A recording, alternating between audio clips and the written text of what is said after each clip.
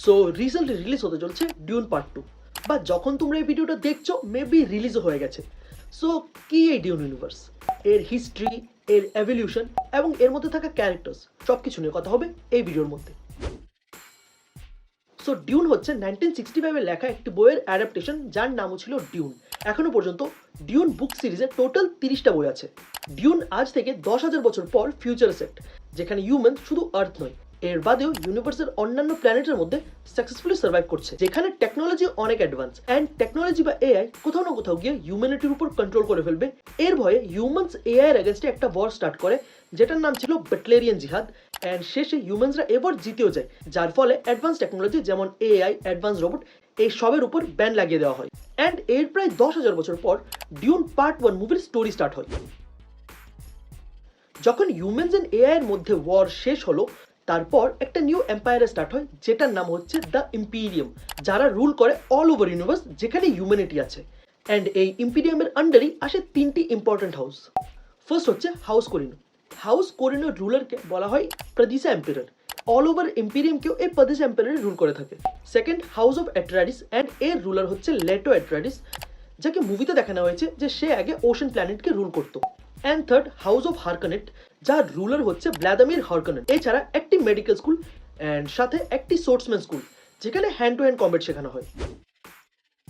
যেহেতু এআই বা advance technology এখানে ব্যান, তাই এখানের হিউম্যানসরা নিজেকে এমনভাবে ইভলভ করে নিয়েছে so that they don't need technology as such.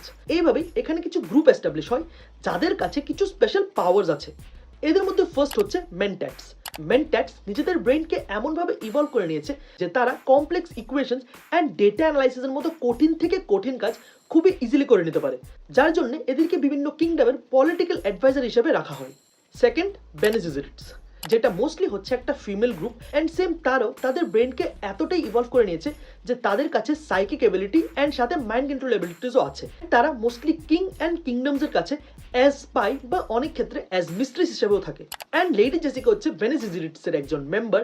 And lady Jessica আর ডিউক লেটো অ্যাট্রাইডিসের ছেলেই হচ্ছে পল, যে ডিউন মুভির lead. And third, guild navigators. And as the name suggest, guild ন্যাভিগেটার্সদের কাজই হচ্ছে এক ইউনিভার্স থেকে অন্য ইউনিভার্সে লাইট স্পিডে ট্রাভেল করা অ্যান্ড অন্যদের ট্রাভেল করানো। অ্যান্ড এছাড়া কিছু অর্গানাইজেশনস যেমন স্পেস গিল্ড, যারা স্পেস ট্রাভেলের উপর নজর রাখে, অ্যান্ড চিওমা, যেটা ফাইন্যান্সিয়াল অ্যাসপেক্টের উপর নজর রাখে। আরাকেড হচ্ছে ডিউন ইউনিভার্সের সব থেকে ইম্পর্টেন্ট প্ল্যানেট, যেটাকে ডিউন পার্ট 1-এ দেখানো হয়। অ্যান্ড এই প্ল্যানেটে যারা থাকে তাদেরকে বলা হয় ফ্রিম্যান। অ্যান্ড জেন্ডিয়ার ক্যারেক্টার চেনিও একজন ফ্রিম্যান, যে হচ্ছে পল অ্যাট্রেন্ডারের লাভ ইন্টারেস্ট। অ্যান্ড এই প্ল্যানেটে পাওয়া যায় ডিউন ইউনিভার্সের মধ্যে সব থেকে ইম্পর্টেন্ট কম্পোনেন্ট, যাকে বলা হয় স্পাইস। স্পাইসকে তোমরা একটি ন্যাচারাল রিসোর্স বলতে পারো, যেমন ন্যাচারাল গ্যাস, ন্যাচারাল অয়েল, যেটাকে আরাকনেড প্ল্যানেটে মাইন করা হয়। যেহেতু এই প্ল্যানেট হচ্ছে একটা মরুভূমি, তো এই মরুভূমিতে অনেকগুলো বড় বড় স্যান্ডবক্স পাওয়া যায়, যাদেরকে মুভিতেও দেখানো হয়েছিল। অ্যান্ড এদের থেকে স্পাইস হারভেস্ট করা হয়। সো এই ছিল কিছু basic info regarding Dune universe. ভিডিওটা ভালো লেগে থাকলে like and share this video with your movie lover friends. Dune part 2 নিয়ে তোমরা কতটা এক্সাইটেড কমেন্টে লিখে জানাও। ডিউন পার্ট 2 রিভিউ চলে আসে তাহলে আমি এখানে আপলোড করে দেবো। অ্যান্ড যদি না এসে থাকে তাহলে এখানে যেসব ভিডিওস আছে এগুলোকে চেক আউট করতে পারো। দেখা হচ্ছে next time. Till then, be safe, be happy, by.